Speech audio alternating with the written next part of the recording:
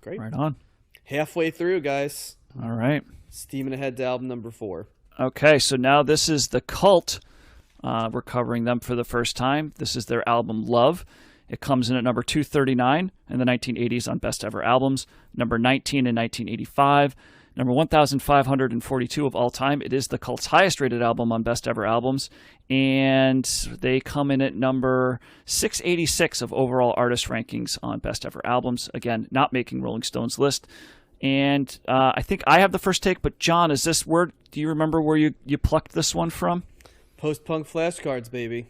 This is post-punk. Oh, man. Mm-hmm. Post-punk is just the flashcards. catch-all, kick-ass genre. The albums run from 77 all the way to 1990, the post-punk flashcards. So they'll be showing up here and there. 77 to 1990. Wow, What's okay. the last album on The last one is Violator by Depeche Mode. Is the okay. last. Yep. Mm-hmm.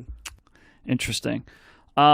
So I think I go first on this. So I like this. I didn't really know. I think I knew parts. She Sells Sanctuary. I know that was a single, so that sounded By the somewhat Seashore, familiar. Matt. Yeah, that's a little bit of a tongue twister.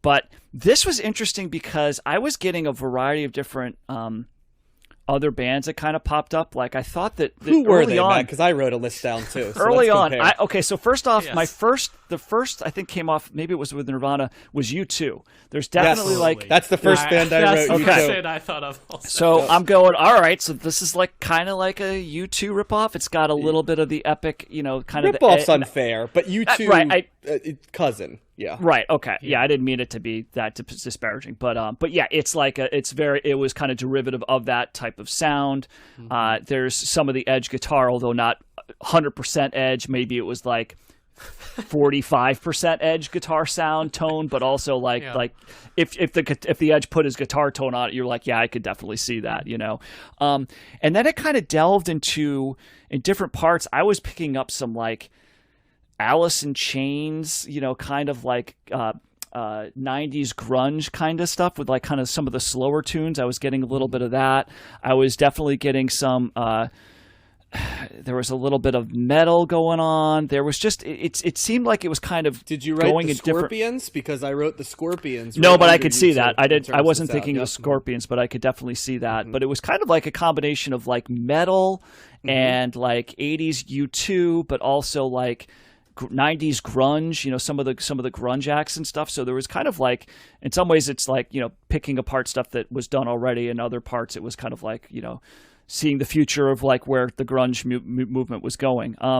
But it was overall, it was very, it was an easy listen. I don't know, maybe in some ways I was expecting to think of them as more of I always guess I thought of the Cult as kind of a generic band that didn't really, wouldn't really maybe do too much for me, but that's kind of like, for whatever reason, just judging a book by its cover. But overall, I found this album fairly consistent and fairly accessible. I thought that the sounds kind of varied. There was a good amount of more upbeat, anthem type songs, but then there was also more pensive kind of melancholy songs. I really liked the last song, Black Angel. I thought it was a nice way to end the album with that, with the sound there.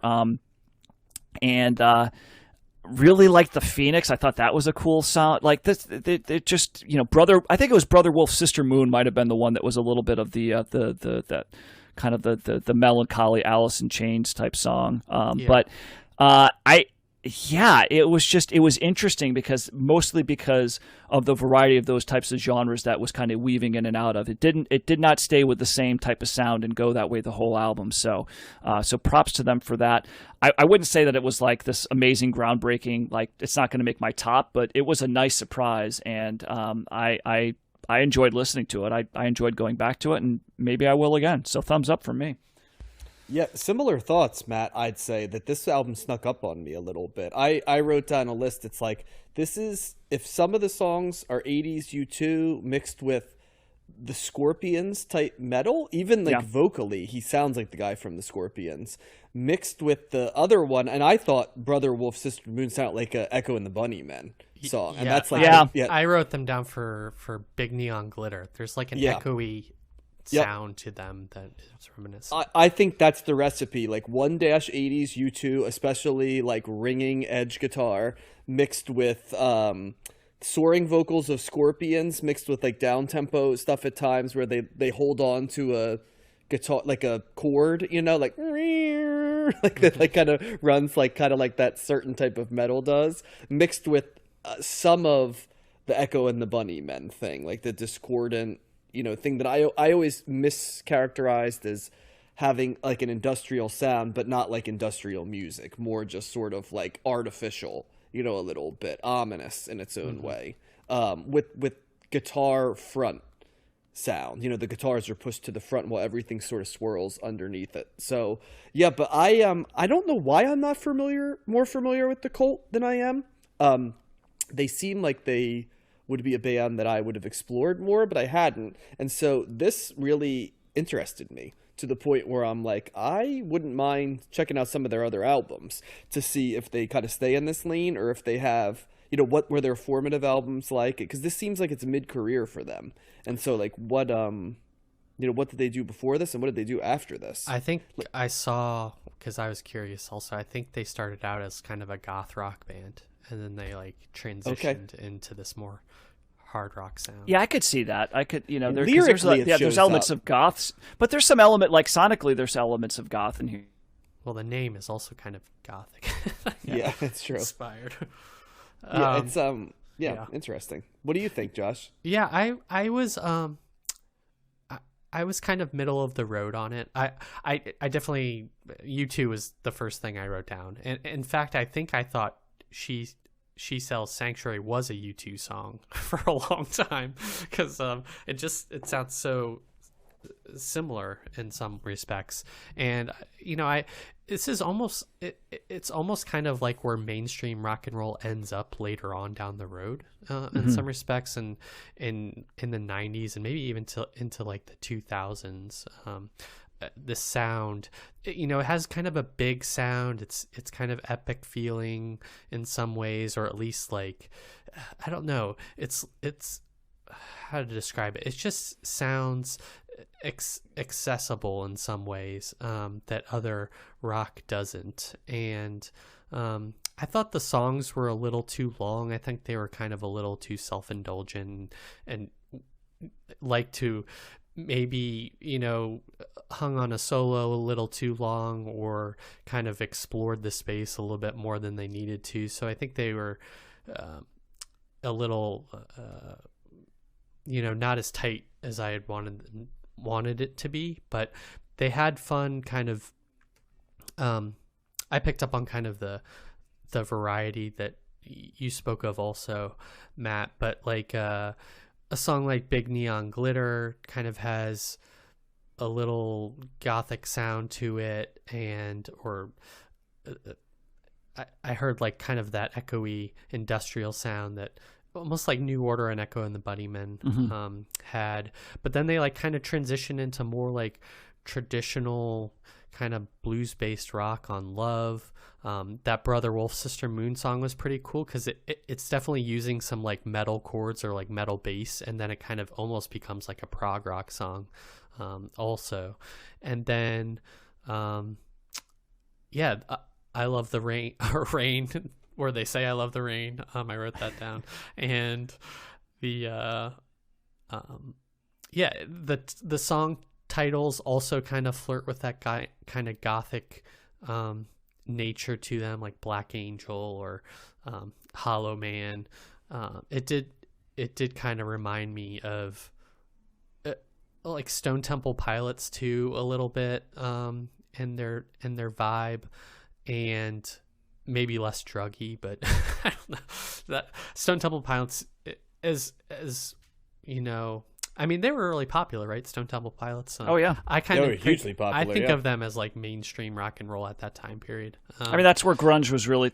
They might have been the band that kind of bridged like the quote unquote credible grunge acts from like the copycats. You know, we were going to have an interesting conversation, I'm sure, about them down the road. But my general take is they took a lot more flack than they should have. Yeah. In terms of their skill compared to what their reputation was. Yeah.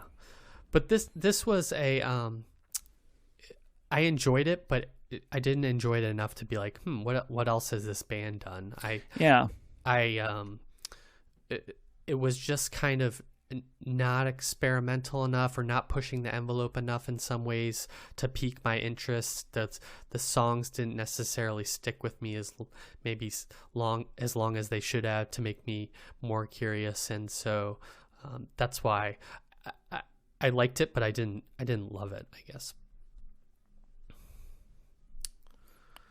Yeah, I think I might kind of agree with that. I think part of the reason I liked it so much was I was just surprised. Like I wasn't expecting as much. I was expecting to not like it as much, and when it came through, and I was like, the first time I listened to it, I'm like, I think I liked it. Let me do this again, and then I appreciated like the variety and stuff. It took me by surprise in that regard. So I agree. It's not breaking down any barriers or starting anything new. But again, it doesn't have to. It was just it was a solid record that I enjoyed. So I don't know if it makes me want to go back and like, let me go to their other stuff, but I thought it was a pretty cool record. I disagree. I think it made me curious enough that I'm going to go back and listen to it. Yeah, I did. I really did enjoy it. And the second time I listened to it, I liked it more than I even did the first time. So it did grow on me a little bit. And I know that in our format of cold listen, hot take, it doesn't lend itself to that always. But I would recommend that as well, because I definitely got some added sauce the second time I listened to it. Yeah. Well, their second highest rated album, John, is Sonic Temple on Best Ever Albums from 1989. So okay. I don't know. Maybe that's where you would go next, perhaps. Maybe I'll do it as a correspondent report in a normal episode. Get my take They have on some that. interesting album covers too, by the way. I'm just looking through this. There's some interesting in what way? Well, there's the first couple are like okay, and then they have this self-titled album, The Cult, from 1994. That's like a picture of like a ram or something, just like I think that's a ram, some sort of animal. Is it and like then Steely Dan, where like all their album covers are horrible, like in their own way? No, I wouldn't say that. The choice of weapons an interesting one as well. It's like it's almost like the Shaman kind of thing, like some guy dressed up as like a wolf or something. I don't know. It's weird. So another band that just popped into my head that is in my head as like quote unquote mainstream is Velvet Revolver. That was a band that Scott Weiland's in that. Yeah. Yeah. And Guns N' Roses too. So I mean, So it's like take Guns N' Roses mixed with Stone Temple Pilots. So good call. Audio Slave, would that be in there as well for you? Yeah, another super group. Yeah. Yeah, it's just all super groups really.